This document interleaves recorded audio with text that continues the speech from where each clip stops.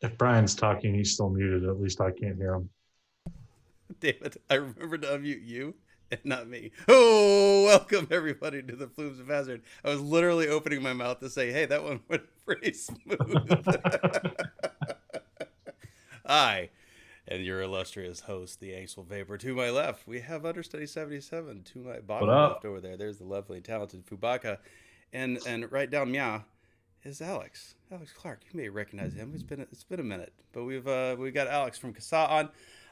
We're gonna be talking about stuff. What do you mean? Why so early? We were exactly on time tonight. It was 9:11, like on the nose. Come on now. I mean, I'm pretty sure technically on time is still 9 o'clock. it's technically on No. time. It's ish. Oh wait, shit. Hold on. Hey, there we go. Slajava, everyone. Yes, Alex is joining us as our fourth guest host for the evening, and we figure this is probably a good time to do that. Indeed, so. The FDA does not want to ban PO because of VG farts, but that's just because they don't know about them. If they did, definitely would want to ban. We are not big enough to be known about by the FDA. Stop poking us. Yeah, Not the FBI. Well, that's just because you're on the show. Mm-hmm. Yep. Hey, at least I bring somebody's attention. There you go. I haven't heard Alex yet. Is he okay? I'm here. Can you hear me? There he is. There's those rich, dulcet tones. That's what we like to I mean, see. you can only expect about 10% from Alex. Like, we're about 10% of his normal media coverage at this point.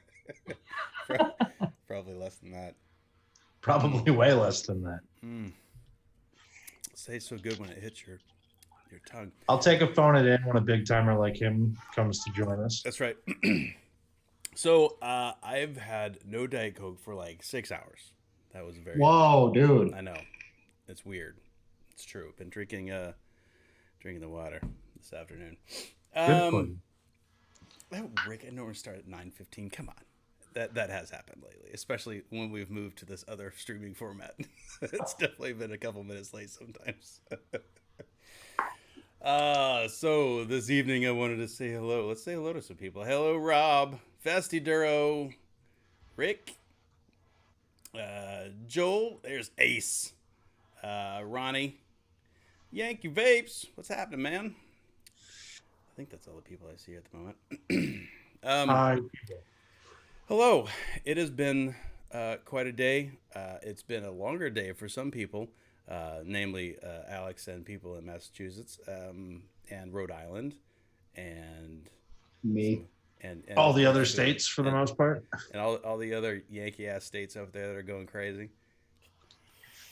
Hey, don't forget your state put Willie Nelson in jail for weed, okay? Weed Fuck and outta tax here. evasion. Come on. No, they arrested him for weed at first, then they threw the tax evasion at him after the fact. Okay. Hey, that's true. Hey, you don't. Texas busts a lot of weed. I mean, we share a border with a large provider of illegal. Okay, last I substances. checked, Willie Nelson isn't a famous Mexican, okay? He is not a famous Mexican. That is true. But the weed, do take it pretty seriously here. I was talking to somebody just recently actually about that. It's ruining our schools. That was a pretty good Dave Chappelle making an impersonation of a white person. That was pretty good. with his white face on. Oh, speaking of which, did you hear about the Prime Minister of Canada and his? No, but I've heard a lot about the Ukraine today. Well, there's also the Ukraine. I was talking about the. Oh, when he dressed up as Mr. Popo for Halloween? Yeah. Yeah. There's like 2 other instances of him wearing brown face. Oh, is that right? That's I haven't fine. heard that. Yeah. He's only been like Canada's most inclusive prime minister. Right. Yeah, I'm close enough to Canada that we get like CBC News and It's like, yeah. yeah, it's wonderful. I mean, if you were to like pull up like my Facebook status updates from college, I would never touch public office. You never said or done anything racist in college. Come on. Right. Or So- said anything mildly so on The the college show. is where you're supposed to learn what is and isn't okay. There's gonna be some experimentation. That's right. I always thought that stuff was maybe a little overreacted to by some people, but because everybody screws up, like you said, everybody messes up. Was it classless? Yes, that was not a good idea, for sure. If he was smart, he would do what my daughter's Today- doing for Halloween and dress up as Baby Shark. It's like, hey, have you done anything questionable in your past? I'm gonna find it and I'm gonna fucking ruin you. That's pretty much where we are. That's today. that's society today. It's true. You get canceled. Isn't that the deal? Yeah. Cancel culture. That's right. Well, Cancel culture. No, it's just boycott getting culture. pissed off about shit you actually don't care about. But anyway, you know who fucked up today? The MTA. Uh-oh. Big time. What did Dude. he do? Hey, I was stuck in the subway for 40 minutes. Ugh. wow. Dude, that hasn't happened to me in a long time. Like on the train or just in the station? No, on the train. Like I didn't have service. This is why this is why paying for Spotify is good. Because I got my whole fucking playlist downloaded on my phone, offline mode. Yeah. So here's the thing. I had a Trader Joe's bag with me full of shit, right? I bought some blueberries today and all that. You know what I did? Sat down and started eating some blueberries. You know what I did after that? I finished my water bottle. You know what else I bought from Trader Joe's? Some Guinness. I drank one on the subway. I was there for 40 fucking minutes, dude. I offered if anyone else wanted, I don't know these people. I offered them some blueberries and like, we're going to be miserable together. It's like, if you're hungry, Have a I got you. blueberry. yeah, I had some chips and salsa in the bag, dude. I was set. We were just talking about that before the show. That's how you handle meetings too, right? You got to have snacks. Gotta have snacks. Because the thing is, because I was explaining this to them earlier, like everyone's gonna fucking hate a meeting, right? People will like meetings if it's like you got at the minimum, good coffee. Minimum. At the minimum. But- good coffee. But yeah, you need like some croissants, you need some donuts, something. Right. Whatever the kids are eating these days, the Quino. What up, Addy? Yankee So- and Lead Pipe too. What up? In general, I am sure we have a whole crap ton of things to talk about. So let's try to break this up. Because about a week and a half ago, some serious shit happened. 2 weeks? 2 weeks now? Some serious shit happened? Yeah. So Well, let's- I feel I like mean- this current wave of awfulness has been going on for like a month and a half. It's true. we hit like that peak like 2 weeks ago, though, when Donald Trump got involved. Yeah, that definitely opened up a The can whole of new worms. can of worms. So let's start there because I know you're fresh back from DC and you did a lot of stuff while you're in DC. Wait, hold on. Well, We let's should start- introduce Alex more properly. We probably should. It And has been a minute since he's been. we should do this right because it's different now than it used to be. And he corrected me when I saw him. It's true. Alex is the CEO of CASA, which is the Consumer Advocates for Smoke-Free Alternatives Association. Good job. Yeah, I remember. Yeah. Good job. So we have a CEO in the house now. Yeah. He's really good well, at proofreading documentation. I get contacted from people every now and then that are like, "Oh, you're CEO. Let's talk about that in your organization." And I say, our annual revenue is like, or our net, what we bring in is under $500,000. And they're like, "Okay, thanks." Never Okay, mind. bye. Nice talking to you. We're not really breaking anybody's thresholds. Right. So if you've been living under a rock, CASA is one of our larger organizations that helps defend our rights and also provide education. Like, I mean, I don't know about you, but when people that don't know what vaping is and they're dissatisfied with the amount of information that I can give them verbally, and they want to see like science, I send them to CASA like every time. That's if you want to see studies, go to CASA.org. That's where. Basically, they're the guys tirelessly fighting for your rights for meager to no salary whatsoever. Unless you're CEO, then you're rolling in Benzes and stuff, right? See, that's why. Because when CEO has meager, and he's the only one. hey, it's not my fault. Alex didn't want to take corporate lobby money. Okay. Oh, our tune's a little different now. We can get, man. Take the help where you can get it, man. That's what I Yeah, say. we're gonna need all we can get. I mean, the thing about this is that we're not just a vaping organization. It's the broader tobacco harm reduction Right. strategy and philosophy, or whatever you want to call it. And So snooze, Oh. heat not burn, all that stuff. Yeah. oh yeah, I mean, the thing that's been really great about the vaping space is that we get support from a lot of small businesses. Yeah. I mean, I would say that the largest, the big share of the donations that we get are coming from vapor companies. I don't know how that's balancing out now, because I've seen a lot of donations rolling through. Getting stuff out of consumers is kind of difficult, especially considering the demographic that we're dealing with here is typically low to middle income people, and we don't do a lot of fundraising. But there's a really good chance that I can't even make that sound rosy. The vapor industry is going away. That's right around the corner, and yet we still have this mission to promote tobacco harm reduction. So y'all exist regardless as to whether or not the vapor industry exists. We hope so. I mean, if there's no funding to pay for employees, then we go back to doing this in our spare time, which was that's what I was doing for a couple of years before they decided to hire me. It was, I had a full-time job, and then I did this full-time when I got home from work. Right. And so we'll see how that works out. So you make the non-rosy statement that there's a good chance that things are going to be bad. So yeah, I mean, I could qualify that if you want, or we can. Well, I mean, we're going to get there. So, like you said, this has been leading up for a little while. So let's break down the situation that led up to like 2 weeks ago first, and then we can kind of go past that. But if you want to kind of summarize what happened leading up to that for people, I mean, you are the source on this material more than us. Do I need to go all the way back to how far back do you want to go? To the land before big time. The land before big time. Land before time. I mean, the land before big time. This has been a long time coming, and I think everybody's aware of that. And we've had you on before, but it feels like everything really did start to heat up probably within the last 2 to 3 months. In a big way. Yeah, it's kind of hard for me to but yeah, I mean, it's definitely white hot right now. This is I'm not exactly sure how much crazier it can get.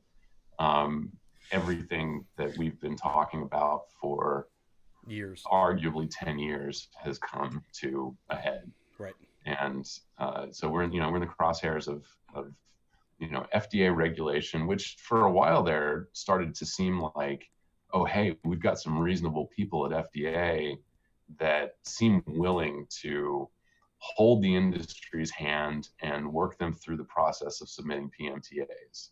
I mean, they even put out a statement when all this stuff was happening saying, like, specifically referencing THC and not referencing nicotine vaping. Who did that? FDA. FDA, yeah. Their big warning to consumers was CDC warned against vaping. Yeah, that was all vaping, and the FDA was like, hold on, and then the CDC had to walk that back, right? CDC is continuing. I mean, honestly, they are continuing their conflation of oil-based cannabis products and nicotine vapor. And even with their statement today, or their update that they put out on Friday, all that really changed was this, that would be anything that anyone might read as vaguely supportive of vaping was just a one bullet point that said, if you quit smoking by vaping, like, don't go back to smoking. Right. And they kind of echoed that. They had Dr. Shookett in the hearings over the past 2 days, and she has sort of, in a very not affirmative or forceful way, restated that point. Mm-hmm. But at no point have they said, if you quit smoking by vaping, keep vaping. Yeah. That's not what they're saying. Right. And it's pretty lame. So yeah, the CDC has been awful on this. I had the privilege of seeing a presentation from Dr. Michael Siegel at the VTA conference. And, he took everybody through sort of a crash course in epidemiology, and he's trained by the CDC. He worked for the CDC, I think, for 2 years.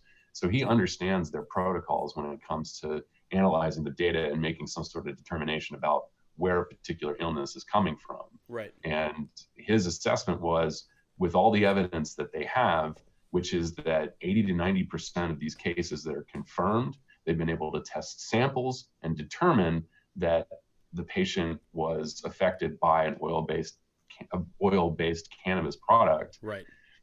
there is no reason for them really to lump nicotine vapor products into this. Other than a potential political agenda.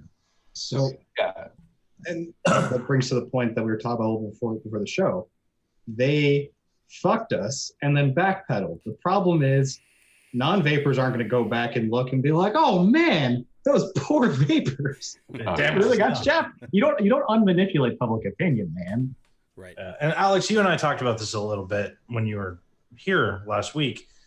And I mean, we've said on the show a long time that vapors have not done a good job of helping vapors from a public opinion perspective. But that said, when you look at the way this is going and the fact that the current like white hot issue literally has nothing to do with nicotine vaping, I don't know that if we were the perfect little fucking princess angels that we would be in a different state right now. no, I mean, walking into this, we were smokers, and Right.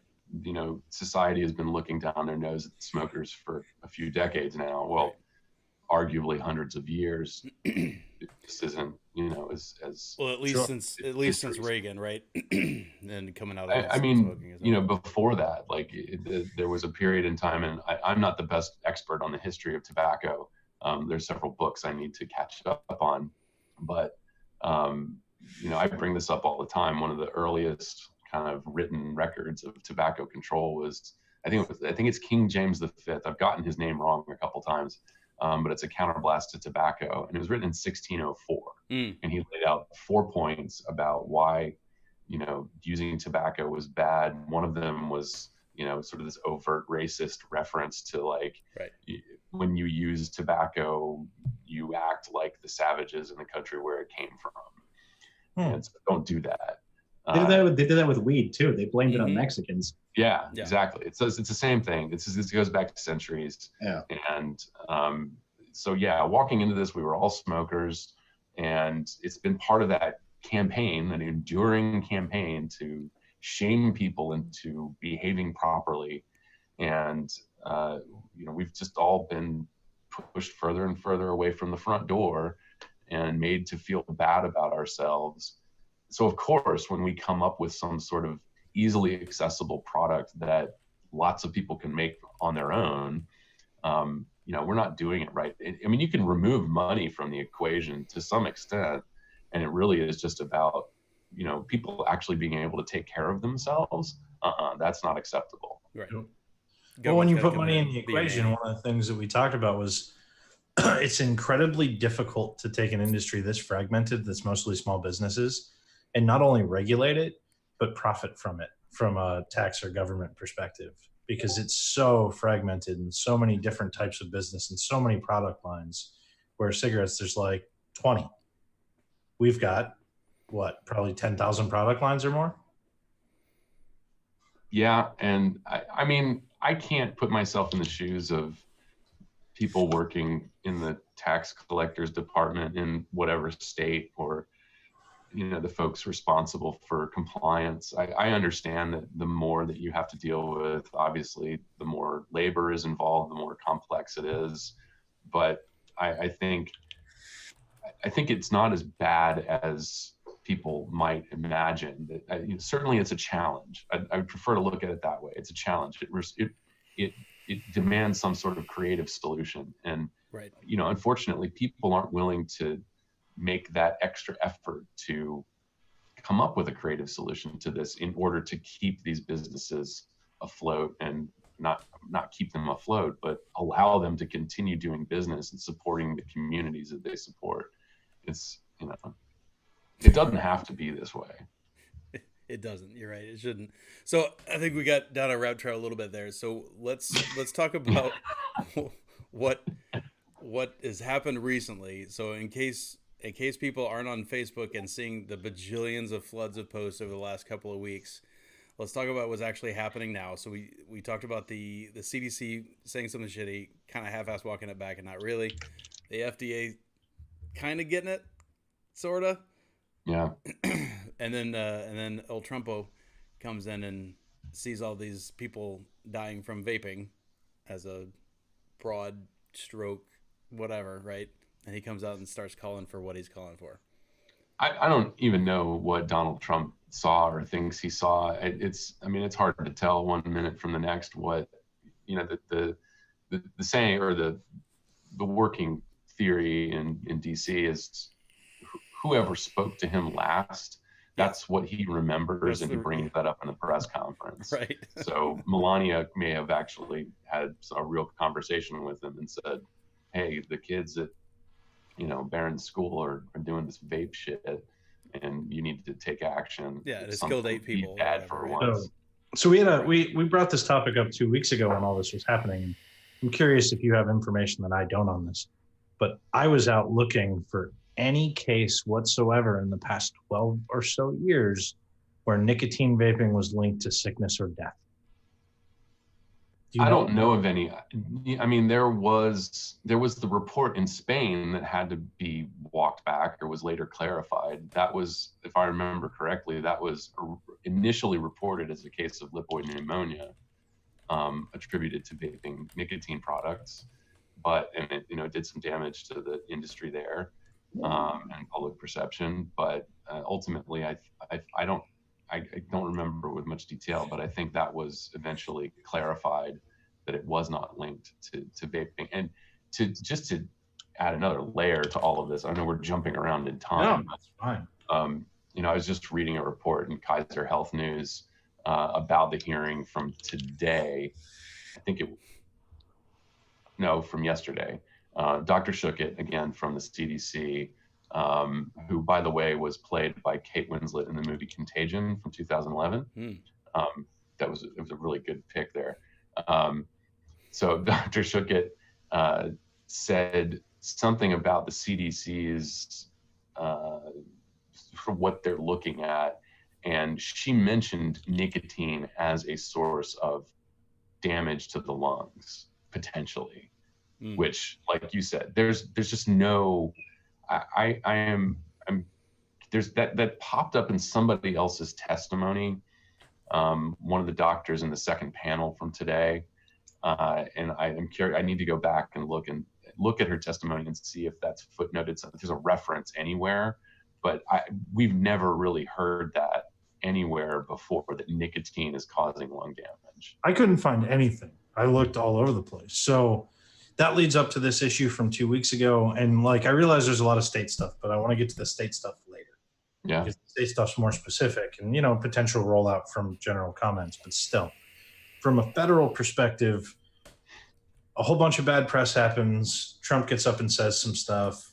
Trump kind of walks it back a little bit, while at the same time, some of the press is walking back a little bit, but not enough to actually mean anything, and the damage is already done. What's happening at a federal level right now? Well, they're having hearings, which we knew was going to happen. I think it was expected a little bit earlier. We knew that they were going to be pushing Tobacco 21, and then you had Frank Pallone's bill, which is stupid. They're all kind of ridiculous bills. Frank Pallone is he's on the Energy and Commerce Committee. He was on the subcommittee today. I think he's chair of ENC. I apologize for not knowing what positions politicians are in. They all kind of look the same.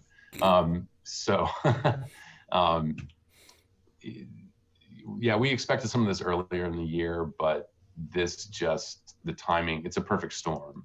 And all of this is happening at the same time we're getting the early release of the National Youth Tobacco Survey data. This is not a full release of the data. This is what happened last year. Right. So we got this information in September into October, and right around the time where the whole epidemic thing came out, that campaign that they focus group among teenagers months in advance before the National Youth Tobacco Survey data came out. And so, they're able to kind of set the narrative and establish this as an epidemic among teenagers. We've had another rise in past 30-day use among kids. But, smoking is still declining. I was going to say, we've continued to see smoking decline significantly among kids, though. It's another, I don't know if it is a record-setting decline. I keep going back and forth on this. Daniel, think it would be. Danielle pointed out to me, I think it is actually a record decline, like from one year to the next. So it's down to like 5.6% of young people are smoking regularly or in the past 30 days. And that's huge. Like, kids just don't smoke anymore. I think anything like below 5%, those are pretty admirable targets, and we're hitting those. So that's actually a much people don't bigger see that as a deal. good thing, right? They're Unfortunately, vaping. they see vaping as the same thing. Public perception is completely offset by Optics. Vaping does not look good. Vaping looks worse than smoking when there's more smoke coming out of your mouth. Like, that's like the entire root of this, because like we don't make rational like policy. We just make policy off of what looks good and doesn't. You know what I mean? Well, it's not just based on the appearance of it. There obviously. is a very genuine concern about kids using nicotine, and I think everybody's going to have to come to grips with this. First of all, the nicotine salts that's what the deal is with the kids. I don't know if they know what they're using, but that's part of what's driving the big concern anyway. I think if we could have an adult conversation about this and talk about how maybe encouraging kids to not use nicotine salts, we would see them, maybe not having so much interest in this, or maybe stepping down. I mean, the interesting thing about this is when you hear about these kids who are so horribly addicted to whatever, right? They have some sort of health scare and then immediately they quit. Like, people who smoke, who have been smoking for years, that's not the story that we tell. No, it's we are not. hooked on cigarettes. I have smoked through so many illnesses, so many times where I just absolutely should not. All I did was prolong the awful feelings. Hey, you smoke menthols when you have a cold, you feel less shitty, okay? A lot of people in chat will back me up on that. No, I agree. So so I'm going to change my tune on something interesting here that we've been talking a lot about Juul specifically. And we largely have been in the Juul defense camp, but I'm gonna present an alternative opinion that I think is interesting on the topic. Because here's something that I think is interesting on this topic. Hey, I'm fine with an adult using Juul, but this is what I find interesting. That I think you could probably map it, and I haven't, and maybe Danielle has, I don't know, that the Juul is a product made vaping significantly more accessible both to adults and kids. Like, that's the thing. It was an unintended consequence of obsoleting the cigarette. But here's where things get interesting with it, to me. So kid vaping goes up because Juul makes vaping significantly more accessible than open vapor products. Juul at first is kind of in it. Then Juul starts to pick up a bad reputation because kid vaping goes up, and Juul goes, you know what? We support a full flavor ban. We support tobacco 21. We support all these other things because optically, I think they have to. Yeah. But at the same time, they're part of the cause of a problem. And they're like, we support fucking over the open vapor market, which makes sense because it cuts out their only real form of competition on top of that too. So they created a problem, and then they're like pushing to kill something that's not part of that problem. Well, yeah, this isn't like, the thing is, you're making them sound like they're the CIA, which is they're not. No, it's not the CIA. Like, that's just business, man. No, I know. But yeah, they created the problem. But you know what I mean, though? It wouldn't have mattered who it was. No, it wouldn't. Yeah, that's what I mean. They obsoleted the cigarette. And that was the unintended consequence. Or kids are like, wow, this is so much better than smoking a cigarette because I don't have to smell like one. Right. Yeah, I mean, I can't speak for, I don't have kids. I don't interact with kids a whole lot. Oh. So I don't know why they choose the Juul. I don't know why they choose a Soren. I don't know why they might choose a mod or steal a mod from their parents, other than, hey, nicotine makes you feel good. Yeah. And because people tell you not doing it, which is why kids do it. Right? Exactly. I stole cigarettes from my mom. Right. I fucking stole Newports out of her pack. My brother's a high school teacher, and he's probably one of the most experienced people. Like, he started at his new school and he confiscated like 9 Juuls in the first week, and then he just stopped because he's like, I'm not these kids, not their fucking parents. Yeah. One of the things that like I am both really sick of, but at the same time, the entire side of the advocacy could use a boost in. You guys got to get some people with kids up there talking too, because every motherfucking interviewer asks if you have kids. Every single one of them, when they talk about this, and Connolly, same thing, no kids, and there's nothing wrong with that. But like, not having a parent from vaping who's willing to get up and talk makes it a harder argument, I think. Alex, you old enough to be my dad? I'll have to be your dad. Oh, am I old enough to be your dad? Yeah, are you old enough? I'll just say I'm your son.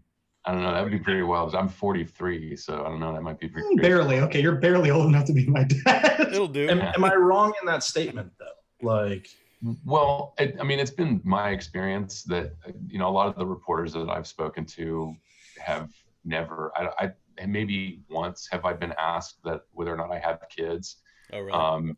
I think from a debate standpoint, from an intellectual standpoint, when the person challenging you throws in that card, they've lost the argument. Oh yeah. I stop listening when people throw that down. It's but do other ridiculous. people stop listening? Right. That's the problem. I don't care. I mean, I really don't care. Like, it is one of the most intellectually dishonest things to bring into this conversation. Oh, it is. Just because I don't have kids doesn't mean that I don't empathize with parents. Doesn't mean that I don't remember the hell that I put my parents through. It doesn't mean, you can't discount my experience in substance use recovery. If you want to talk about recovering from substance use, let's have that conversation. I don't have to have raised children in order to understand that part 100%. Of my life experience. The interesting thing that gets overlooked in every one of those talks, like Connolly's recent talk that I had watched, which Connolly did a great job on, when they threw him that question, like, it ignores the fact that there are millions of parents who are vapors. It ignores the fact that there are parents like me who started vaping because I wanted to have a kid and didn't want to be a smoker and continue that cycle. Like, it ignores that entire subset of importance. Now, well, to be fair, I mean, go ahead. Alex. To be fair, I think it does give you a little bit more skin in the game. If you've got kids, it may give you a different perspective on it. But I do think I completely agree that it is intellectually dishonest because it's like a cheat, right? It's like a buzzword to throw in there. It's a roadblock. Yeah, it's aiming for the nuts to try to get in a quick win or a shot. Yeah, and in all fairness, I mean, you're talking about interviews that Greg did on fake news CNN, so they clearly don't have any scruples about dragging somebody around in an intellectually dishonest. Well, that's for sure. Well, dude, we're talking about Sanjay Gupta. You're one of the most spineless motherfuckers on CNN. Like, seriously. So anyway, on to the topic at hand. So hearings are starting. What does this look like? Like, what do you think this looks like federally? So there have been some statements and clarifications coming out from HHS Secretary Ned Sharpless, statements that he made in the hearing today about, what are they going to do about the flavors? It's a really weird statement that he has crafted that people are interpreting different ways. And it's really what it is a bunch of legalese. And the situation that we have right now is that technically all the vapor stuff is on the market illegally. Right. It is there in violation of the Tobacco Control Act. But the FDA is allowing these products, they're using their enforcement discretion to allow these products to remain on the market. This is what they have. They are authorized to do this. They can kind of make up these. That's how the deadline has been able to shift around prior to the court order. And even in the court order, it says FDA, retains their enforcement discretion to, allow companies to not meet certain compliance deadlines on a case-by-case basis. And that's kind of what I was referencing before, is sort of holding the industry's hand and getting them through the application process, that's right now, that's kind of the best case scenario, which is quickly being eroded away, which is one of the reasons why we're very concerned about the legislation in Congress right now. There are bills that can completely take away what I think FDA was kind of trying to do in bringing the industry into compliance. It's been this weird love-hate relationship with the FDA. I wouldn't go as far as to say love, but we've had a barely tolerated, perhaps. Tolerance and hate. Yeah, I mean, when the deeming regulations were proposed in 2014, it was like, we're going to fuck you. There's no other way to look at it. They were going to completely destroy the industry. And since then, as the agency is learning more about the products, learning more about the industry, the studies are coming out. We've had Mitch Zeller from Center for Tobacco Products and Scott Gottlieb both come out and say good things about vapor products and the need to regulate them with care. And even now, I've been reading some of the comments on social media, people talking about strategy and about how we're sort of always against things and nobody's working toward a compromise. People have to understand that it has taken 8 or 9 years to get officials to come out and say publicly, vaping is not as harmful as smoking. Right. Just to get to that point has taken years. Yeah. So there's a real good reason why we've always been oppose. It's not because we don't want regulation. It's because the ideas that they're putting forward are bad and they're not good and they're definitely not good for consumers. And there's no indication that they're willing to negotiate. They have all the cards, as we are learning right now. So what this looks like, I'm sorry, I got completely off track. Go. What this looks like is, I think we're at the federal level, May 2020 is kind of a hard cutoff date. Right. I don't think there's going to be much leeway beyond that. Enforcement is going to take time, and there's a lot of garbage that states can do in the meantime. Remember, bills start getting introduced coming up in November. Right. That's early, pre-file in a bunch of states. Legislatures start coming back online in like mid-January into February. It really kind of turns on. So a lot of stuff can happen in those first few months of 2020. So it's almost at this point like FDA is the least of our problems. But we could still see a federal, a nationwide kind of flavor ban. I'm mixing up all the stuff that. No, 100%. What's the over under? What do you think the chance is to see a nationwide flavor ban? I don't want to misquote people, so I won't reference anybody by name, but I think that, it's possible that within the next month we could see some sort of rule coming down. I think best case, talking about where flavors can be sold, like strictly enforcing that. A lot, as far as I remember, and I could be getting this mixed up as well, the flavors out of C-stores is sort of a voluntary thing that companies did just to acknowledge that that makes sense for them. And we could see mint and menthol varieties also disappear from C-stores, and flavor products just being sold in vape shops, which we're past anybody thinking that that's like going to benefit your business because of all this other shit that's happened. So nobody should be cheering really for that because it's just one sort of step down into the big dark hole. My thing, I mentioned this prior, that I had said this previously, that the FDA is not our worst enemy because New York banned flavors, LA banned flavors yesterday. LA County, which is the biggest, it's the biggest county that, that's where all the money is in LA. And you don't need the FDA to nationwide flavor ban because all the other states, like we talked about California and New York being bellwether states. That's what you need, because federal agencies are slow as fuck.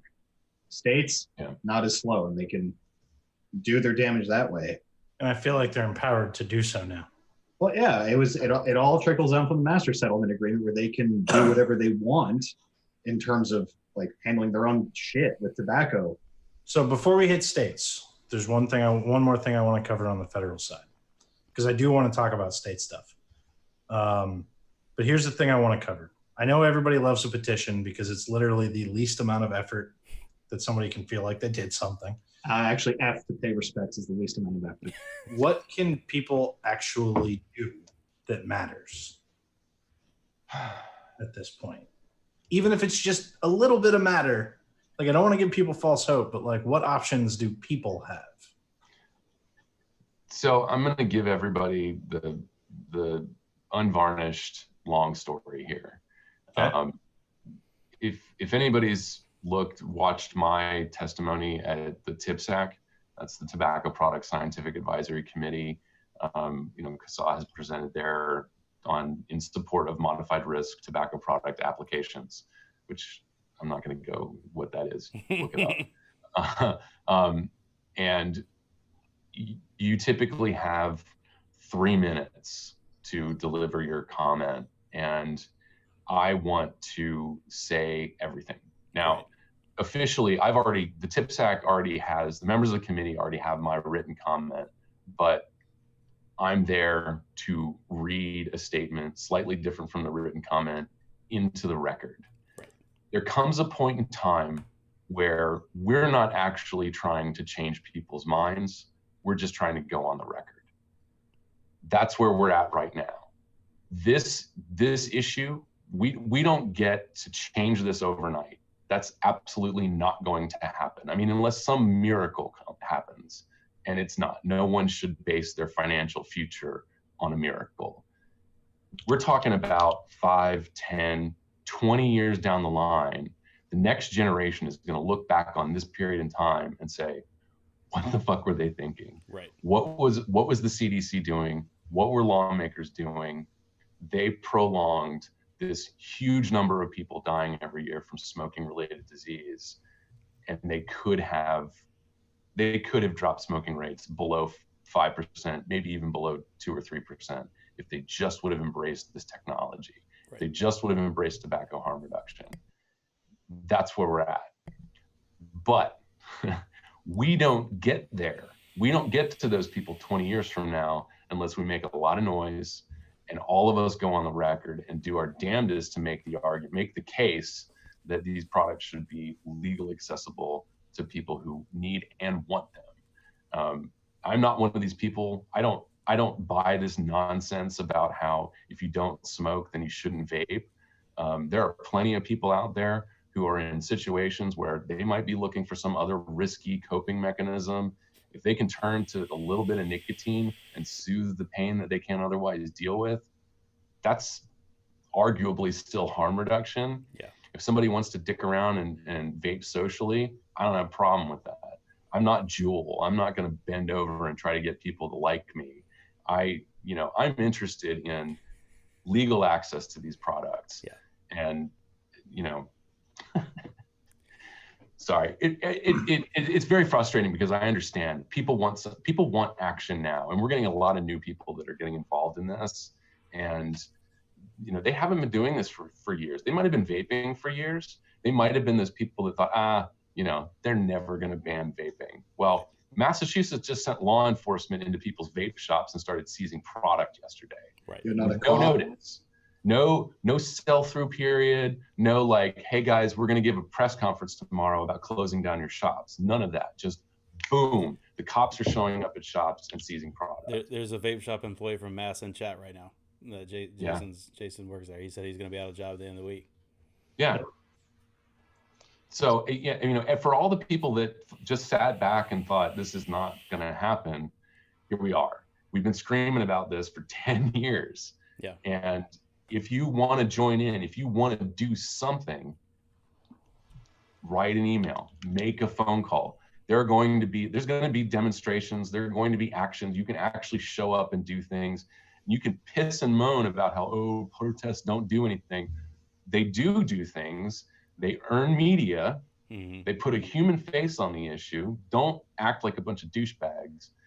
Practice what you're going to say to the media. Have your story ready. Represent yourself. And you're not just speaking for yourself. You're representing all the people that show up. You're representing all the people that couldn't make it because they've got jobs. Wear a shirt with a collar too. I hope you have nice. Alex big Yeah. for this because I really like this side of Alex. For sure. Yeah, and you're just bringing back. So what I've been saying for a while, what we've all been saying for a while is if you're going to do something, signing a petition is not going to do anything. But what you can do is you can contact the people that you have elected to represent you, and you may not change their mind, but you can at least offer to educate, and you can tell them what you, as the voter that put them there, what your position is, right? And hopefully they would represent you where these things count, right? In these committees, in these places, and they can shoot down these ridiculous laws you're just or bills you're just talking about. There's a trick to that though. You have to be professional. You Yeah. have to be decent. You have to be well thought out and spoken in a comment set. You can't storm into a city council meeting and go, "Y'all are a bunch of douchebags." Right. It's not really going to do any good. Blowing clouds. Yeah, right. Everybody, when you're talking to officials, when you're talking to a city council, everybody can curb this stuff about how it's some big pharmaceutical conspiracy to put people out of business. They don't care. Nobody cares about that. That you're not going to break news with that. Nobody cares about it's a tobacco industry plot. Nobody cares about it. It's kind of like not even really true. So that's not what's going to move the needle. What's going to move the needle is, how do we have this conversation about substance use? How do we get people to sit down and have an adult conversation about how folks are doing this stuff anyway? We're not sending an endorsement that kids should be using drugs, but we have to acknowledge that kids do use drugs and they need to be educated about what's going on. And for adults who choose to use drugs, they need safe legal access to these products. So we're beyond the tinfoil hat conspiracies about pharmaceutical companies and tobacco companies and Bloomberg, although Bloomberg is an asshole and just has a total anti-tobacco ideology, and I believe is invested in what might be a pharmaceutical vapor product. All of that stuff may be true. It just doesn't really move the needle. Yeah. Right. I mean, let's talk about politics for a second. Like, let's talk not politics, but let's talk about politicians for a second. If you're going to hold a public office, there's a very specific personality type that goes into holding a public office. The only reason why I know about this is because I would really enjoy doing it. There's a certain level of narcissism. There's a certain level of ego involved. And there's a lot of things where you're pandering. They want people to pander. If you yell in and start screaming and yelling, you're going to lose them immediately. Well, try to sit down and have an adult conversation, try to understand their point of view, pander a little bit. So you end up appealing to the side of them that got them into public office in the first place and might be able to have a dialogue. So I speak from direct experience with this. The part you left out, Sean, and being a politician is you're not doing your own work. You're not doing your own thinking. You have a staff. You have a staff to do that for you. You know, when Cuomo said, "So what?" Do you think he actually fucking read anything? No, somebody told him the bullet points. Exactly. That's the key component of being a politician. You're not doing any of your own thinking or you're almost like a figurehead at that point. Once you get there, it's your staff. We want to put bad policy on a person when it's on their staff, but that's what you exist for, as a figurehead. Yeah, they're a manager and a face. Basically. So, I mean, the realistic aspect of this, and I mean, we've been saying it that this was coming for the full 7 years or so that we've been doing this show. Yes. Do you remember when New York had their first hearing on the flavor ban in 2014, and how I couldn't get out of work to go, and I'm fucking glad I didn't, because there are people vaping in fucking City fucking Hall. Yeah. But like, there's this whole concept. So what I'm gathering, and correct me here, is that we're going to end up with a sprawling black market for hopefully only 5 years, but possibly up to 20, until the next generation of people goes, that was really fucking dumb, and opens up legal access to the product. In which case the black market will cash in. The majority of businesses will be out, but new businesses will start. You know what's crazy? This is going to fall under DEA jurisdiction now. Am I wrong in that broad brushstroke? I will revise the timeline with, now I'm going to get all hopeful.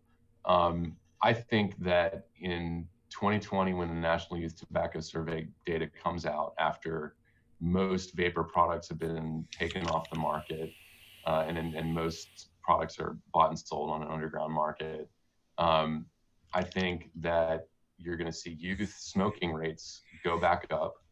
I don't know by how much, but it's either going to level off or go up. Adult smoking rates are going to go up. That'll probably be the biggest jump.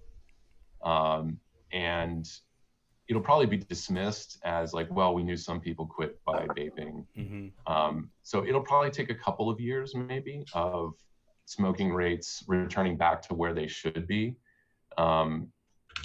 that I think will be the evidence that a lot of people who might not quite be on the fence, but are willing to be on the fence, those folks are going to need that data in order to be convinced that a very large number of people successfully quit with these products, and that, you know, these bullshit suggestions about just go chew nicotine gum really isn't going to help anybody. But I mean, really, because the fact that people that smoke, because the fact that smoking and vaping are now conflated. I mean, they're irreparably joined at this point.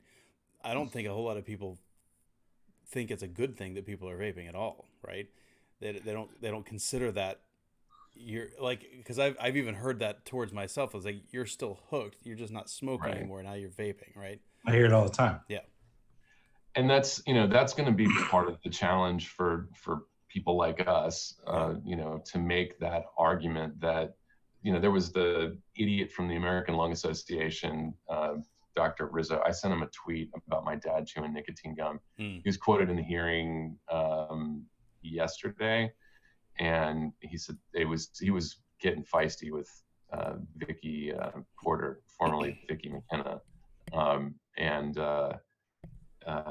he said something. She talked about how she switched to vaping, and he was like, "No, switching is not quitting." Right. And it was, I think he even went as far as to say you're still smoking. Like, right. It was absurd. That's the American Lung Association. Yeah. That's their talking point. One of the things that I look forward to happening, hopefully here, at least for the self-appointed defenders of public health, like Matt Myers and the body parts groups, is that they lose credibility.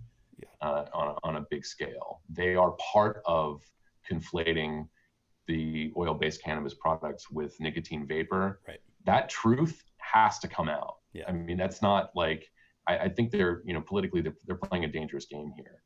In order for the starting CDC, to slowly. Well, yeah, journalists are starting to ask the right questions. I mean, it started to sort of come out in the hearings that, you know, the CDC is not really telling us the whole story. And I think going forward, there are going to be people who will confirm that the CDC is not actually following their protocol for this type of event. And so the CDC does need to protect their credibility, because they're the fucking CDC. If we need to know about an outbreak of Ebola, then we have to trust the CDC. Right. And you know, we have a problem with anti-vaxxers in this country. That's easy to do, is erode people's trust in government officials. Yeah.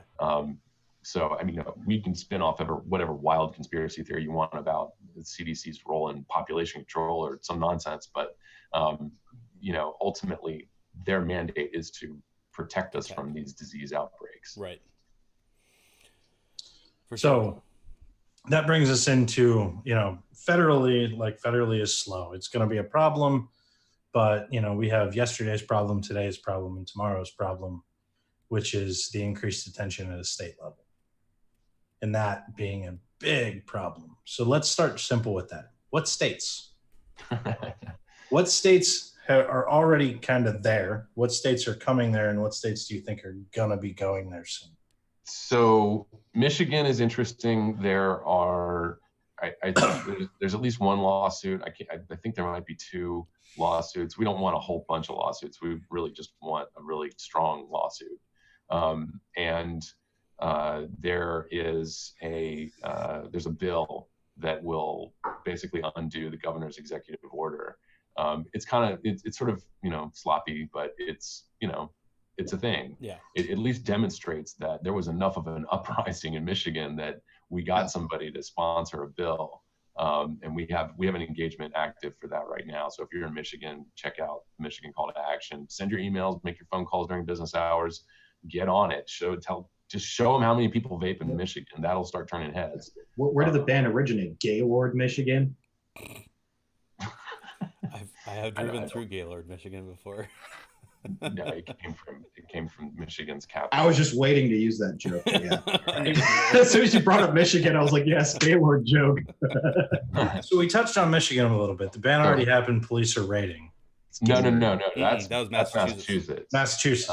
Michigan is still, I think, They had 30 days. the deadline, the original deadline for Michigan I have on my calendar is October 2nd. So by October 2nd, you have to have your flavored products off the shelves unless there's an injunction that's granted. Yeah. The next one is the deadline for New York is October 4th. There's a lawsuit that was filed today against that. I don't believe there was some confusion over which orders kind of got rolled back a little bit. New York and Michigan both had a possession clause in there. Yeah.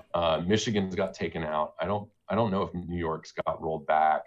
I should have probably researched that before. So that was You're going gonna to arrest me for having snowdrift on me, bitch. So that was going to be one of my questions. Say somebody likes to vape or deadline, for example. Just Lord help them. Picking a juice out of the air. So if they order, can they still order on? Can consumers still order online in these states, or in a lot of cases is that no longer allowed as well? I think that's going to depend on the company shipping the products, the amount of risk that they want to take. So certainly consumers can try. One company I do know that I'm not going to name, who's going to continue to do business in New York despite the ban. Basically, their stance is if your shit gets confiscated, that's on you. Right. I think that's a pretty straightforward. I have a feeling that we're going to see a lot of that from the black market. Like Juul's absolutely going to stop shipping flavored pods. I can almost taste that. For sure. And I need my motherfucking mango pods. Goddamn.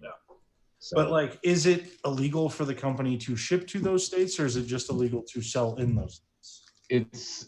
So I don't know about that. I don't remember hearing anything specific about online sales. I saw somebody in chat said no online sales in Massachusetts. Yeah, Massachusetts is totally shut down. The problem with New York, and again, I apologize if I'm getting these mixed up, but it was possession of 4 vapor products or 4 bottles of e-liquid is considered possession with the intent to sell. This is drug war language, by the way. No shit. In case anybody is missing this is the fucking drug war. So, it's on my desk, I would be breaking the law on October 4th. Most people who vape, or not most, but a lot of us. I only buy really big bottles, so I'm okay. Yeah, exactly. It depends on the size. The size of the bottle doesn't make a difference. It's the bottle itself. So yep, I buy by the liter. I'm good. Again, I'll have to. I should just get the final rule in front of me. But that's bad TV. You can't have dead airspace.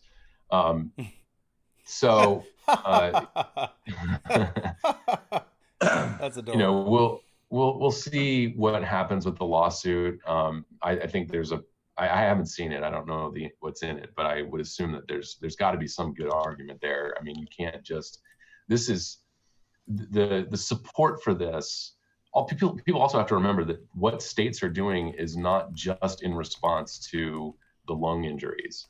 It's also in response to the National Youth Tobacco Survey data. That's why Cuomo gets up and says, I know it's helping some adults, but so what? We've got this problem with the kids. And fuck that guy. That's where they start throwing it in there and say, you can start with one or the other. You can say the kids are vaping at an alarming rate and we've got these lung injuries, or you can say we've got these lung injuries and the flavors in the kids. Right. That's where they're throwing everything at this. They've thrown in, we don't know what the flavorings are. Yeah. And you generally don't know what the ingredients are. And now they're throwing in, they're coming after the nicotine salts finally. Yeah. And generally the high nicotine concentration. All their talking points are based on Juul. So that's totally uncreative. Was it Gottlieb that said that the off ramp for smokers is well and good, but if we have to stop that for the on ramp of new kids starting to vape or whatever, he had this highway analogy, I think, and he was Yeah, fine it with was. with shutting down adults as long as we got to shut down the kids or whatever. I It think was, that it was was a few years if ago. we have to narrow the on ramp or the off ramp for adults to quit smoking in order to shut down the on ramp for kids. Right. Yeah. Yeah. I just imagine Jersey barriers and barricades. That's Right. what I heard. So we've got LA, we've got Michigan, we've got Massachusetts, we've got New York. You've also got San Francisco. Rhode Island. Fuck San Francisco. Yes. Fuck That's that. just old news, man. No, they were the first. They were the first. They did it. They were the first, major city to do the flavor ban. Fuck that whole state minus San Diego. Come after the, no product can be sold unless it gets all the way through market approval process, Right. which is stricter than FDA. We've got New York, we covered. Vermont actually deferred to the federal government, which is nice. I'm sure that the 92% wholesale tax had nothing to do with that. Massachusetts, Rhode Island, that was a thing that was announced today. That's going to take some time. I updated our engagement for that with a little bit of commentary from the press conference today. Governor Raimondo actually held up 3 products, and they were like strawberry milk and something vanilla. They were like ice creamy milkshake kind of flavors. Yeah. I don't exactly know what was in the package, but they look like Juul knockoffs. And I think it's pretty easy to do the math just looking at the packaging that those products were not on the market prior to August 8th, 2016. Right. So it's really kind of funny to me to see an elected official taking she's being tough on crime, and she knows that she's doing the right thing for the children, but she has absolutely no idea about the products that she's regulating. Sure. Right. Doesn't know that federal law already prohibits those products from being on the market. Right. Somebody can have a conversation with the retailer that decided to sell those products if you want. Right. But it's kind of, this conversation ultimately comes back to how can we ban things harder? It does not make any sense. Sure. So in a moment of complete lack of self-awareness, she holds up three products that are already banned. And then later on in the conference, what is she? She's like the state director of health or something. I forget her name. Her big suggestion, one of the reporters asked her about, are you afraid about the black market? And she said, well, we have our 1-800-QUIT line and nicotine replacement products that people should use. That's what made vaping popular in the first place. I'm waiting to see. I tried that shit. I'm waiting to see if something happens in my area, because I know the police in my county released a statement, and the county itself released a statement warning people to stay away from nicotine. Well, the thing is, Maryland has a lot of. And I remember saying this in a previous episode in my business dealings for Android rolling through Maryland. Of all the states I drove through, the most amount of cigarettes hanging out of driver's side windows of all the states, the most in Maryland. Straight up. Yeah, I'm not in Maryland, so you were there for a while. I was, but You're in a shittier state now. I was surprised I wasn't wearing Virginia. So Rhode Island, any other states on the horizon? Ohio has a couple of bills that are flavor bans. They were introduced, I think, yesterday or earlier this week. Today's Wednesday, so we're still. But we've known Ohio was going to do something. I think the governor made an announcement last week, or there was some threat of a press conference. I rely on James Jarvis to give me detailed updates, so forgive me for not investigating that before coming on. So yeah, Ohio's in the mix. We just had reports of 2 more people dying, one in Georgia and one in Florida. The significance of Florida is that they are in the top 10 states with top 10 MSA payments. Mm-hmm. So they fall into that list of like, what a coincidence. All of these states are doing these flavor bans and they're at the top of the list of MSA payments. Yep. It was explained to me earlier that Florida is actually not a part of the big settlement. They have their own kind of master settlement. Yeah. Their own settlement agreement. But it's Texas still too, substantial. If I remember right. What's that? Texas too, I think, right? I think Texas. Yeah, there's a few of them. I don't have the details, but you probably know more than me. So yeah, it's just a coincidence. Again, I'm not putting on my tinfoil hat here. Right. It's just more like, oh, look, Like, look what's look. happening, lining up with. It's like that's weird. So yeah, Florida could be an issue. I don't know. It's still Florida, so who knows? Oh, Massey's not here Poor for the Mass. Florida man Nice. joke. Oh, whatever. You can kick a man when he's late, okay? It's okay. Half my family's in Florida. I'm allowed to joke about it. I mean, It's Florida. I joke think you're about allowed to joke about it either way. half of my state retired there. I can make Yeah, exactly. Florida's basically New York. We've all met Debbie Wasserman Schultz. Right. So I also saw something in chat about somebody being hospitalized in California for 100 milligram nicotine that they bought at their shop. That sounds like a bad idea. Why can you get 100 milligram in a shop? It was at a DIY shop. Joel said the kid hospitalized in Cali for vaping 100 milligram nicotine he got in a DIY shop. The vaping Actually, legion. so I see the article. The guy's name's EJ. I can't actually get to the article. Like, it's server not found. It's on Vape about it. EJ died shortly after consuming 100 milligram nicotine concentrate that his ... because I can't actually get to the fucking article. I know one person who vaped 100 milligram. You may know him as the artist formerly known as Slumberland. I saw him do it on camera. That's it. That is the only person I've known who vaped 100 milligram. So did the kid vape it or did he drink it? No, he vaped It's it. the actual article to know for this case. It was VG based 100 milligram Nick, and he just dripped it straight in. I'm gonna put this in chat and see if anybody else can get to it because I can't. Yeah, he's not the smartest guy, Alex. Yeah, I mean, I'm gonna chalk that up to user error. I don't think anybody in the industry has ever said like, vape this 100 milligram vape sauce. That's what I mean, though. It's any vaping related illness or like problem or harm has largely. I mean, almost every battery explosion has ended up coming out to be user error too. For sure. That's what I mean. So when they realized that they couldn't ban vaping from battery explosions. Yeah, I mean, on to the next thing. You know, some idiot does 120 down the turnpike and smashes into a school bus. We don't blame the manufacturer. We're not going after General Motors. Right.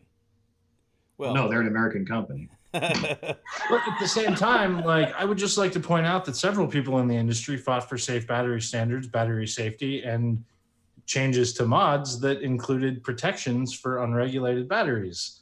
Us being some of them that fought really hard for that. Right. For like 5 years. I can't hear you patting yourself hard enough, Sean. Well, I mean, it's really Mass who deserves the pat, not me, but still. For sure.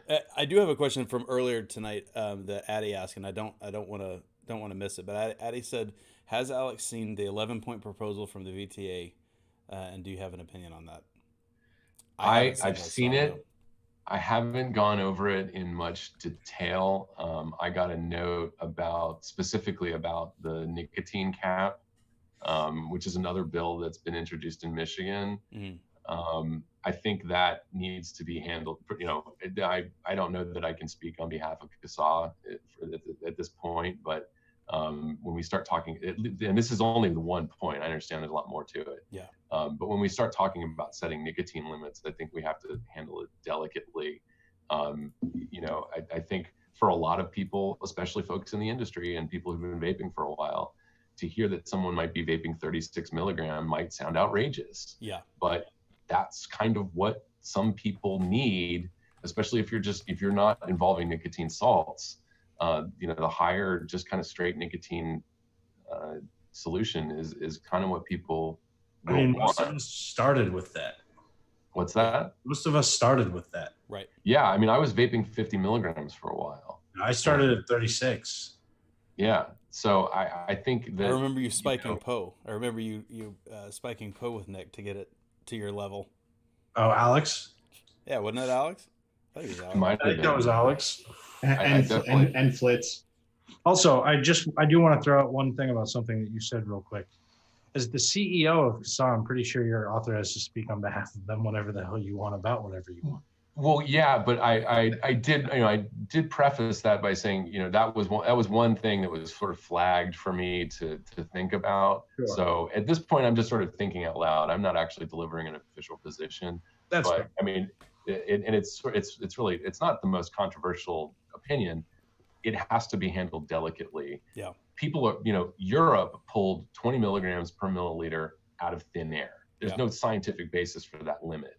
And we should not be emulating that standard, because the UK is looking at that now and saying, maybe that's too low. Yeah. So we can't just arbitrarily pick up, draw a line in the sand and say, Joule's too high. Most of us start on 18. Let's do that. That you're excluding potentially millions of Lots and people lots of when you people. do that. For sure. I would also just like to point out that in the 5 or so years that we've been friends, I've really enjoyed watching your transition from punk rocker to politician. I'm no Beto. Oh Lord. No, that's I don't want to go there. So we've hit on some of the state stuff and some of the concerns that are coming up. Same advice. What can be done? Oh, I forgot New Jersey. That's one of the states. Oh, Yeah, they had a hearing. People were protesting like today.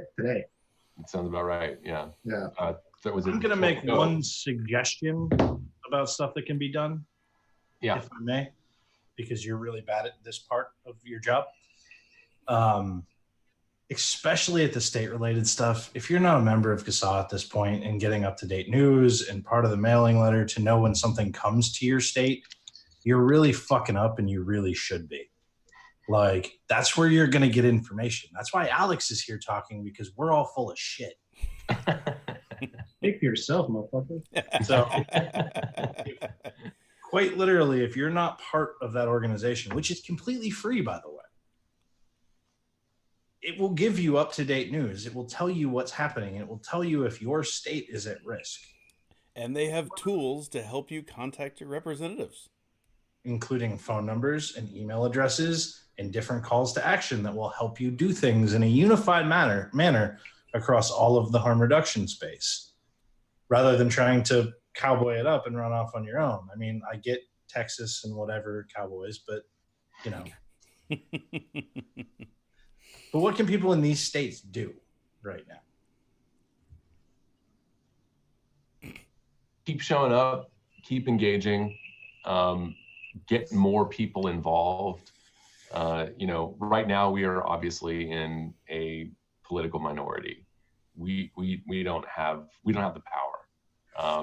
And I don't care what everybody thinks about the big tobacco companies. They don't have the power either. They can do some expensive whispering in people's ears. They can hand talking points to lawmakers on committee hearings.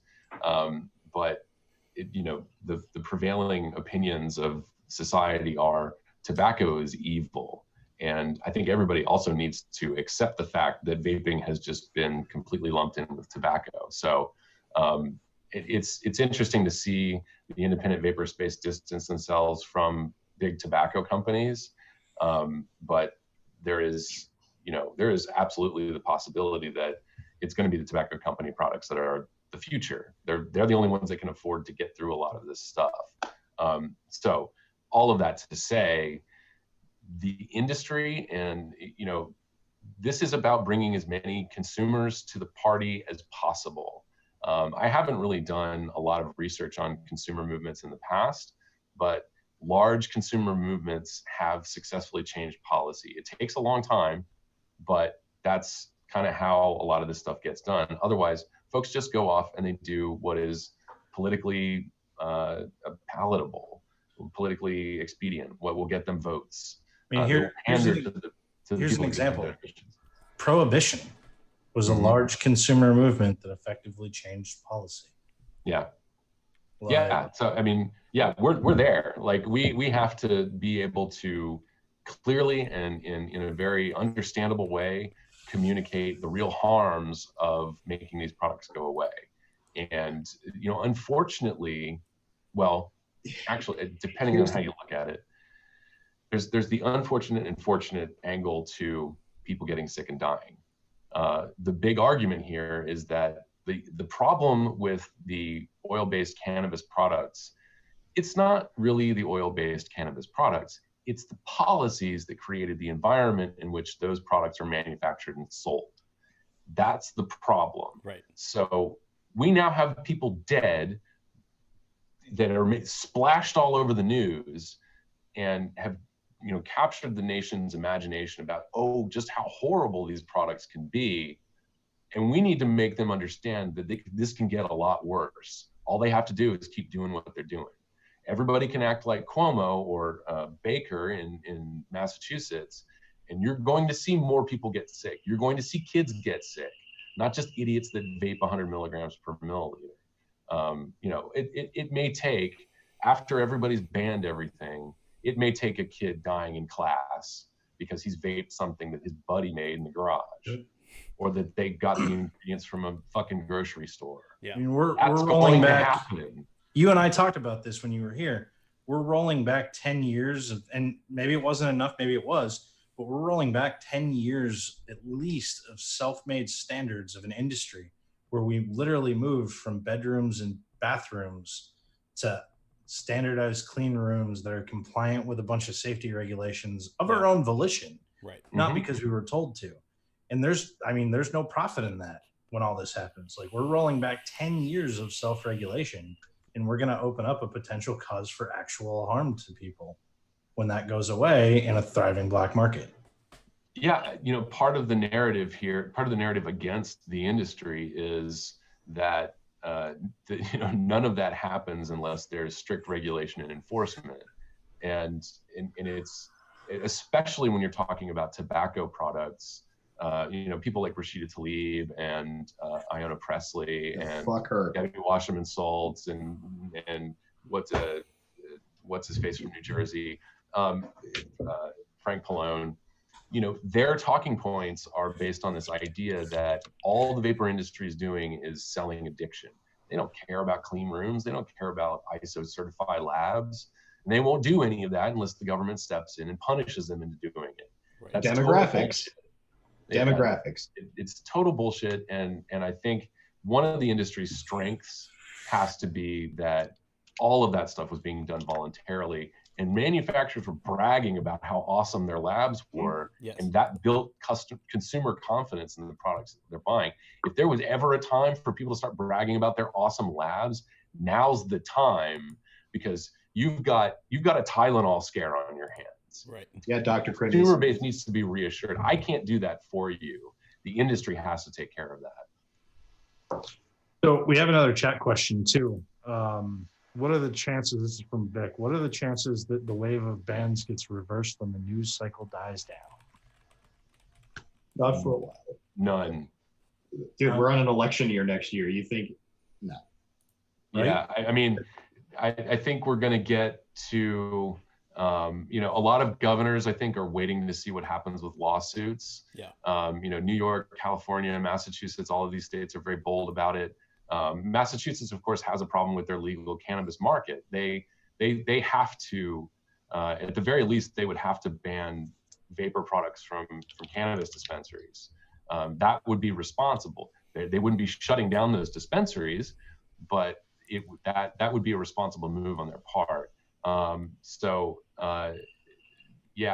think a lot of other states are a bit timid in weighing in on this with some sort of crazy executive action. We will see a lot of bills pre-filed.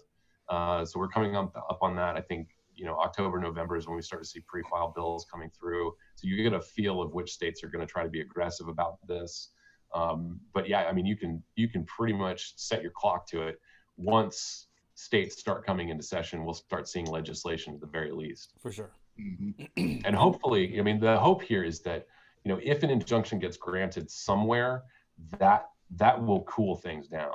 But the media, the stories in the media aren't really going to make much of it. Only gun bans get overturned in this country. And we've danced around that topic all night, but that's a really interesting topic to talk about too. And actually, I know you have a picture related to this topic that got shared that I think we can get to in a little bit, but public opinion. And, for anybody who doesn't know, I was on the board of an advocacy organization that's sole purpose was essentially to try to change public opinion. And in a lot of ways, I think failed spectacularly, but I think it was almost an impossible task. How do we and can we affect public opinion at this point? I don't have a roadmap. I'm sure I've got some ideas, and obviously, our mission is part of that. This is, all about putting the human face to this. And I really, I can't remember if we talked about this while this was live or not, but, you know, one of the arguments that we've been, I think, trying to get out there is, you know, if you really want to save the children, you've got to save the parents first. Mhm. And, you know, we know. You want to go ahead and cue the image as a talking point? I'll pull that up. Right. Did I jump ahead of the script? You didn't at all. It's fine. But we have an image specifically for this that's actually worth talking about on this topic. Yeah. Just like we rehearsed. Just like reversed. We spend 2 hours of rehearsal before every show. A lot of work goes into this. So yeah, I don't know if the image is up or not, but you know, so this particular sign that's been floating around, I don't know who deserves credit for it. I don't really care at this point. It's a point that has been needed to be made for years now. Every time that they, you know, drag their crying children into complaining about nicotine, we need to have parents and their kids and talk about how mom and dad are going to live longer now, and this child is less likely to smoke. That's the narrative. You know, the science, the actual evidence behind this is, and I can't quote the numbers, so somebody can go look it up, but I think it is as high as I'm about to say. If your mom smokes, you are something like 85, 87% more likely to become a smoker yourself. Yeah. Mm-hmm. If your mom and your dad smokes, it goes up to like 90-something%. So that's a big problem, especially among populations where smoking is very high. They're basically passing that behavior on to their kids. Actually, I'm glad you brought that up, because do you have any idea, or what percentage income-wise smokers are right at the present moment? I don't know the numbers. I know that smokers are disproportionately in lower income. Yes, 70% at least are from middle to lower income. So and you could take this entire issue and chalk it up to class discrimination. You really could. Yeah, I mean, it didn't, the talk of the bans and all of this stuff, Amelia Howard's done some good, you know, research into this that's not like published or anything, but it's part of what she's been studying for the past several years. And, you know, she's basically tracked the whole outbreak of the Juul panic back to white, upper class districts. Yeah. So, you know, when the rich white kids started getting hooked on the Juul, that's when this became an issue. The interesting thing about it was I don't know if I think she's talked about this before, but as part of her research, you know, when there was that flurry of news stories and back sort of when this began in 2018, there was a report from, I think, Detroit, and the reporter went out and tried to do a man on the street interview and started asking all of these people, you know, black folks, you know, what do you know about the Juul? And every person that this reporter interviewed was like, I don't know what you're talking about. Is that right?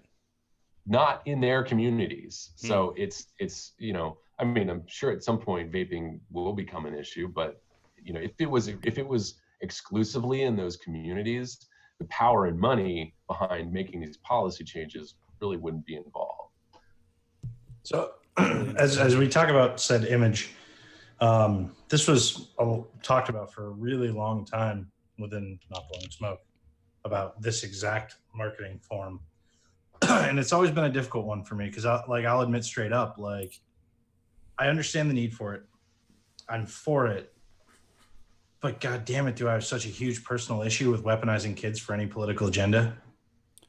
Yeah. Because those kids can't make their own choice on their point or their belief of that situation. So while I completely understand the necessity of it, because kids are constantly being weaponized against us, when several of us, myself included, started vaping for my kid, I also still have that little bit in my gut that goes, man, I really hate weaponizing kids for a political agenda. It just makes me squeamish. Yeah, I don't have kids. We discussed that, but you know, it makes me uncomfortable to see squirm. I'm gonna be Yeah. I'm 30. You know, you had me at 13. That's totally controllable. Man, what a crazy story I mean, that was. Today's society, that's not that uncommon. That's true. I got a better beard than my dad. So, yeah, I mean, I get it, and I absolutely appreciate that. I agree. I think it's disgusting that kids are used as pawns in all of this. I think, one of the most like horrifying things is watching, the high school kids showing up at these hearings and delivering these bullshit talking points without question.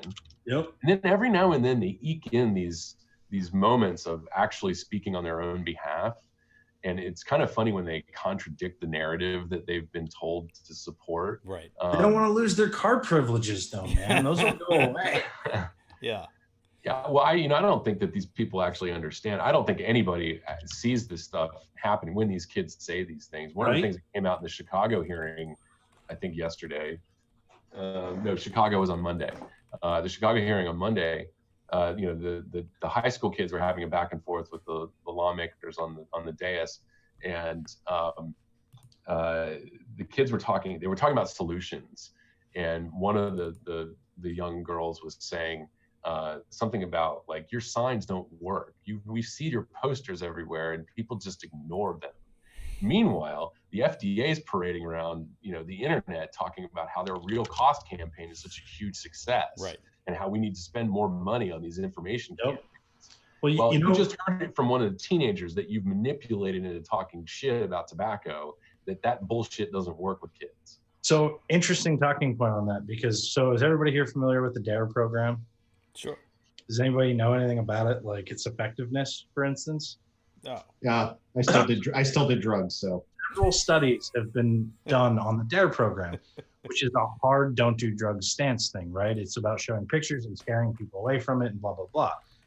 Several studies have been done on that program that I've read about, and I find it interesting that the DARE program actually increases the likelihood that a kid will try recreational drugs.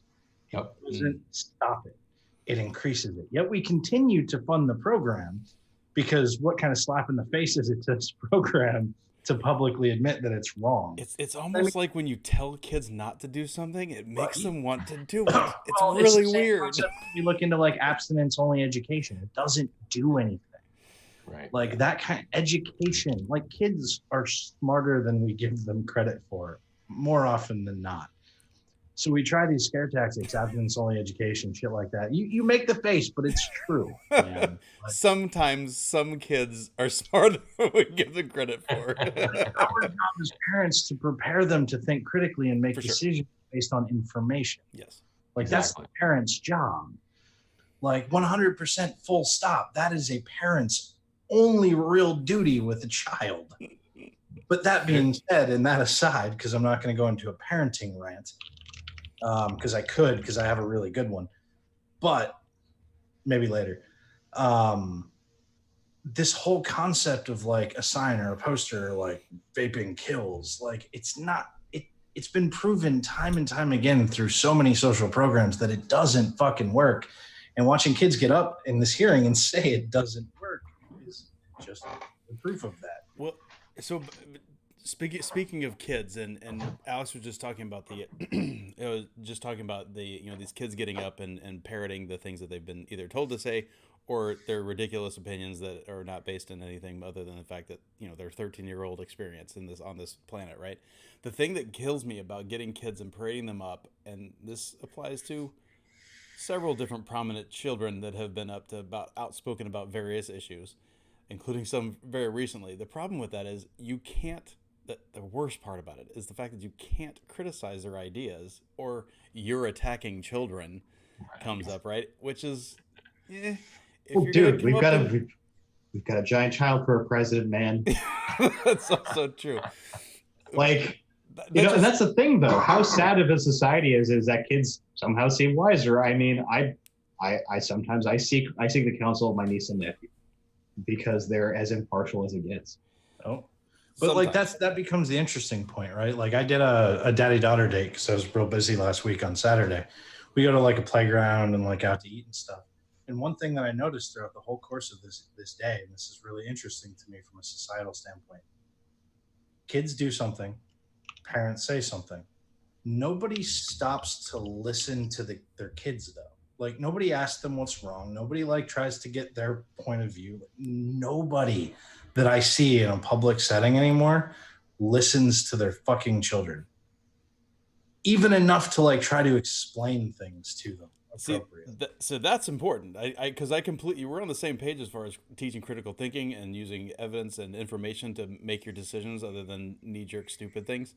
But the problem is kids really are, they're kind of dumb. They're supposed to be. Yeah, because they're supposed to be, right? And they're still learning and they're still trying to figure out how to think and all that sort of stuff. But then when you put them and give them a platform to spout their ridiculous opinions,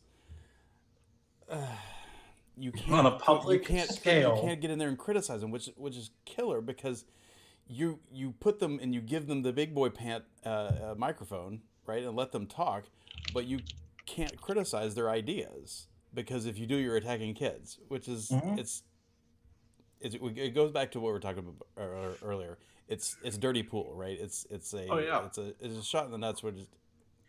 It's what did Alex say? He said it's intellectually dishonest, which is, I think, a good way of putting it. Mm-hmm. If you're going to get up and you're going to talk and you're going to talk about important things like some of these kids do, you need to be able to take the counters coming back to you, right, and be able to discuss the topic at hand. If they want to play as peers, they have to play as peers. That's right. Like, that's the way it works. But like when parents are just saying, "Hey, we're going to take your card privileges away unless you get up and say this stuff," right. Parents aren't even getting to the core of the issue of why the kid tried vaping. They're not taking a moment to figure it out. I can't say that the kids were coerced into doing what they did. I think, I mean, they got some privileges out of this. One of the students actually spent some time working in one of the lawmakers' offices over the summer. So, I mean, for them, I think they understand the benefits of participating in government. They're building their resumes. It looks good on some college transcripts. Right. They're getting the experience of all of this. And I sincerely hope that, like, once they get to college and their minds open up a little bit, they're like, oh my God, I actually like talked a bunch of shit about vapors and I totally didn't know what I was doing. Yeah. So, that's totally possible. I think the point that I was trying to drive home is I feel like teaching kids critical thinking is entirely a dying art. Oh, and it's just dying art. It's been non-existent for decades, like 20 years. So I'm like dying to share this book with everybody. I saw you go get it. Oh, is it backwards? No, it's straight. It's straight. So this is called Outgrowing Addiction. Stanton Peele and Zach Rhodes. There's some interesting facts about drugs in here, and the whole book is about changing the way that we treat substance use disorder. And I could just give you a couple of points in here. Everybody needs to read this book. If you're involved in this issue, you need to read this book. Once again, this is drug war shit. This isn't a conversation about big tobacco. We're in the drug war now. Deal with it. And we're going to need to be able to fight back with emerging new opinions about drug treatment. And nicotine's in here too. So one of the interesting things was this is all about outgrowing addiction, and it is about teaching kids to think critically, and it's also about building them up. It's about playing to their strengths. It's about identifying their strengths. You're not going to be able to identify somebody's strengths if you're just trying to fit them into some sort of mold. Parents actually have to have conversations with kids, which I understand is very complicated because there's a lot of demands on parents between work and family and all of that stuff. For sure. But at least people can be working toward that in the time that you have with your kids, the time that teachers have with kids.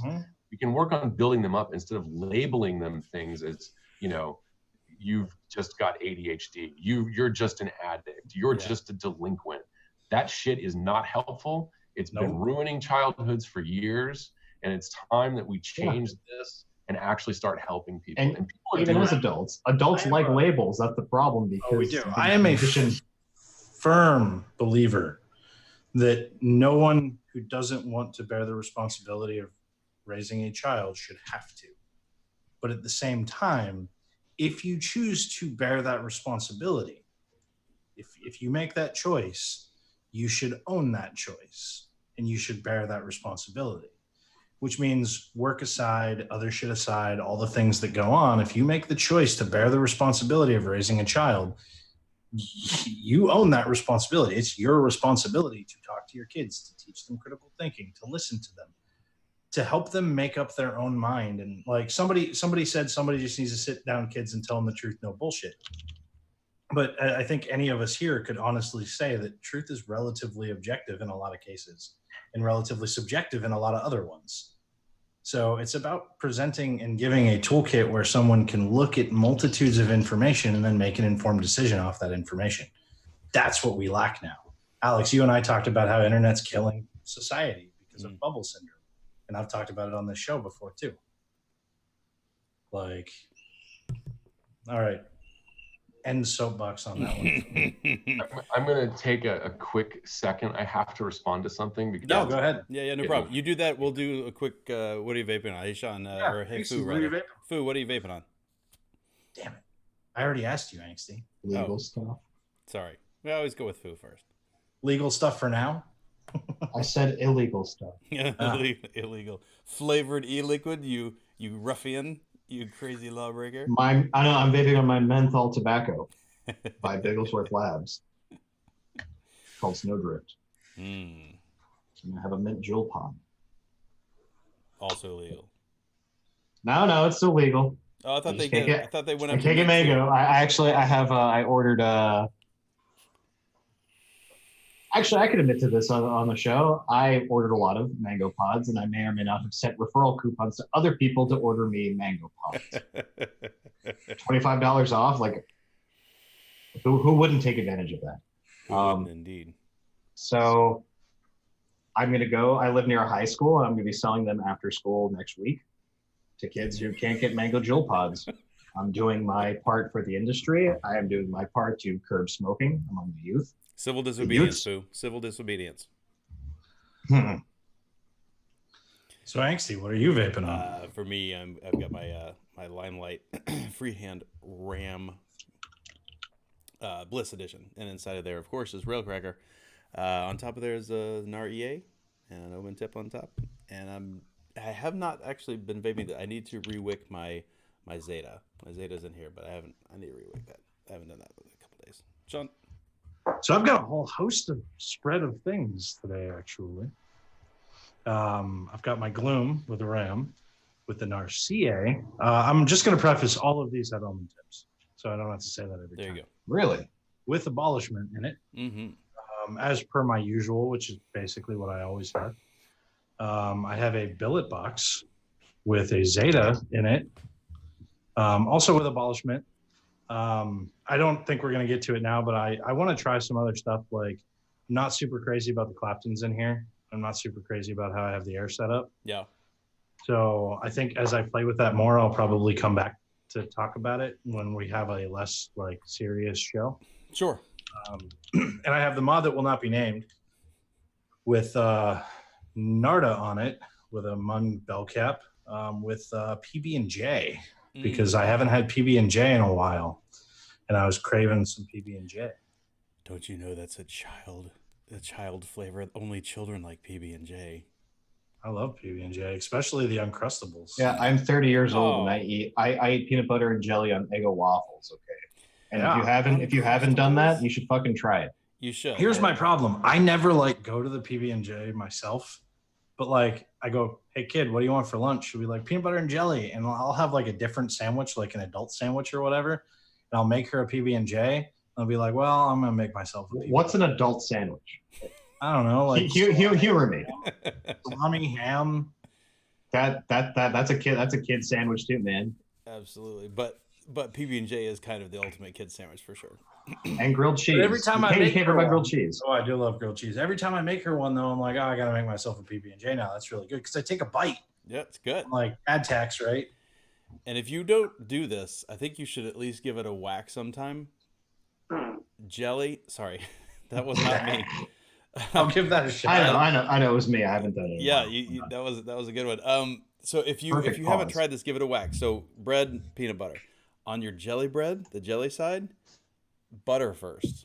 Oh, I love butter. Butter jelly. Oh yeah, 100%. Bang. If it helps protect the bread from jelly soak in if you have to take it to school or whatever, but it also is just really good. It tastes good. It is really good. Yeah. It adds another cream cheese and jelly. Yes. Cream cheese and jelly sandwich. That'd be all right. So, Alex, what anyway. about you? Oh, Are you What am I- vaping is he still anything busy? tonight? Is he still busy? No, I'm good. I'm Okay. Are just you vaping anything tonight? Alex is mainlining 100 milligram. I'm just talking shit to Greg Conley. Hello, Greg. What am I vaping on? Yeah. I'm gonna give you the worst consumer in the world. I got this thing. Which What is is that called? Oh. Is it the Aegis? I got the Aegis. Okay. Ageism. Ageism. I got the Aegism. With the Spire, whatever this is, the Yes. Cletus. The Aspire Cletus thing. I got the Aegis with I the. had a really hard time locating the cletus. It's a challenge. Alex, I Most think guys the do. appropriate answer and the answer that you can get away with in this case is the thing that makes me not smoke. Yeah. Mm. Well, I mean, I got more product for you. I Nice. got this. It's the glass banana cream pie. Okay. I didn't Another thing know from they were the- still making juice. And then I got for my hands-free option, I got the Epoch black licorice snooze. This Black is, Actually, I'll reserve judgment. That might be good. it is. I mean, I'm not a huge fan of black licorice, but this has really changed my opinion. Because I've been fortunate enough to try good snooze via Uncle Dagger. Oh, So, yeah. And then Um, I've got the Americana Nick and Johnny's. Interesting to note, America is the only place where you need this warning. Yeah, because they failed their harm reduction thing, right? No, this is from Sweden, so. Oh, no, but I'm uh, saying like Swedish Match failed their harm reduction hearing, right? It's pending. Okay. So they changed it. They had to change it. Their original application, they wanted to do away with some of these warning labels, like I'm doing now, and you can't do that through the FDA. Or there was the FDA deferred on one of them, and then the other two they were rejected because Swedish Match couldn't prove that these products do not cause oral cancer or something like that. Like it's a bullshit standard. Like you're more at risk of getting oral cancer from smoking. Matt Cully has a great story about that. Mm-hmm. There's a lot of other things that you can do to your body that will cause oral cancer at higher rates than smokeless tobacco. So that they got denied for that. And now they've come back and they have a whole like media plan, the very restricted social media marketing, which is like, it's the weirdest thing in the world. It's social media marketing targeted specifically at people who are already Swedish Match customers. So, you brought up something else that's kind of interesting. And all the time that we've been doing the show and all the advocacy people that we've had on, which is just about all of them, I think the only one we haven't had is Connolly. That's true. We haven't had Greg on. I mean, he's a busy guy, but I think he's the only person we haven't had on. I wish I had a correspondence with him because there was one thing I really would have wished he would have said to Sanjay Gupta. But that unfortunately that ship has already sailed. Yeah.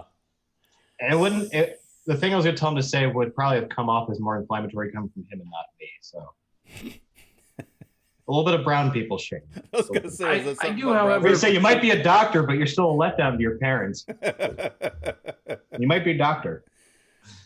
I do genuinely appreciate all the stuff that Greg does, though. Like, you watch these like lose-lose situation interviews that he gets put on all the time, and man, like, he plays and he plays. Dude, good. he came out swinging. That's what I expected him to do. Yeah. Yep. That's what you're supposed to do. Oh yeah. Like when I went on Ideal Om show, far less serious circumstances, but I sensed the trap and I came out swinging. And we need that. Like, that's the thing. Like, we need somebody to come out swinging because Alex is too damn nice. Oh, I'm sure Alex can throw down. You wouldn't like him when he's angry. You would I not don't- like him when he's angry, for sure. I don't He turns like, blue, as a matter of fact. yeah, I don't like that shit. I'm not going on Chris Cuomo or CNN. Like I just don't function well in those situations. Oh, I would love to. Wrestling. I would love to.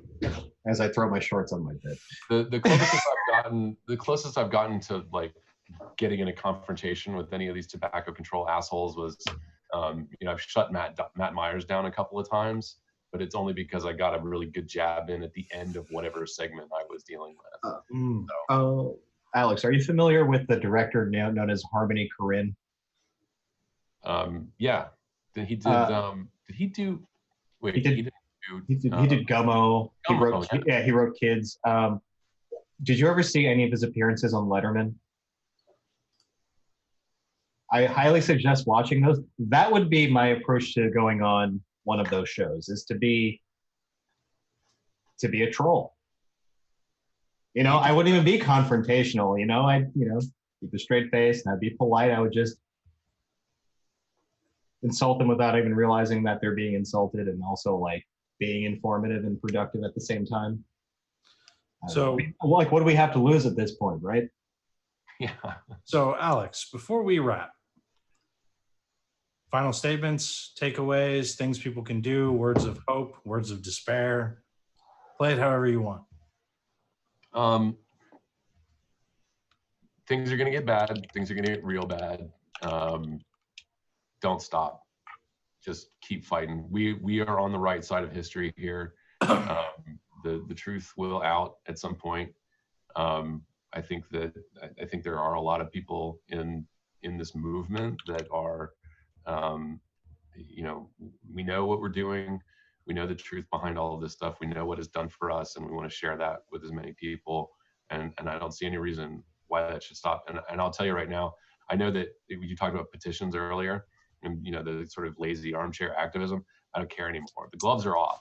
Whatever it is, do it. I'm not talking about, definitely no violence, no super verbal confrontations. We don't need people getting in fights over this. We need people with passion, telling the truth about their experiences, representing themselves accurately. Just do it all the time. That's all we've got left. That's fair. So on that bombshell, Alex, man, thank you so very much for coming and chatting with us. It's a Thanks. pleasure to have you come on. I missed you. Guest for us tonight. We all miss you dearly. So basically, what you're saying, though, at the end of the day, is that just do it. Just do it. God, don't turn me into some bullshit. Just go in front of your local government health agency building and take a shit on their stoop. Yeah, no, I mean, look, there's some basic rules to follow here, right? Like, don't poo on anything.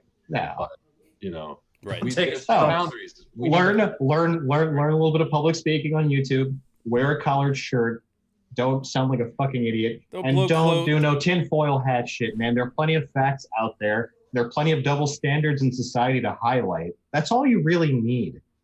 And also the fact that I think that only 11% of vapors are underage, not even, and be like, is that an epidemic? And we are at the point in history where all we can do now is tell our stories. Yeah. Yeah, So and it's support each other. I think that's the best we can hope for right now. Yeah. For anybody who works outside of the vaping industry, if you're hiring, I'm sure there's going to be a lot of people looking for jobs soon. Yeah, probably so. Yeah. So if you can help out a vapor like that, that would be, I'm sure, appreciated. I know I, for one, am glad I did not pivot into this industry full time. For sure. I'm glad I knew when to get out. All right. Well, I'm glad I never opened a shop. Glad I never opened a shop, for sure. Thanks, everybody. All right, everybody. We have a special appearance from Double Helix Design in the final hour as we say goodbye. Oh, what's up, Jess? It's We good miss to see you. So everybody, thank you very much for coming out. Alex, thank you very much for bringing some actual professionalism to this show, which is sorely lacking most of the time. But we will be back next time. We need to stay in contact with that guy because he knows what he's talking about. Everybody, if you have not joined CASA.org, go over there, click on it. It's free. Get involved. Send some messages to your. Oh wow, Jess just showed up. Wow, we're really late to the party, Jess. That's what I said. Thanks, everybody. I just looked at chat. Bye. Bye. See ya. Oh boy.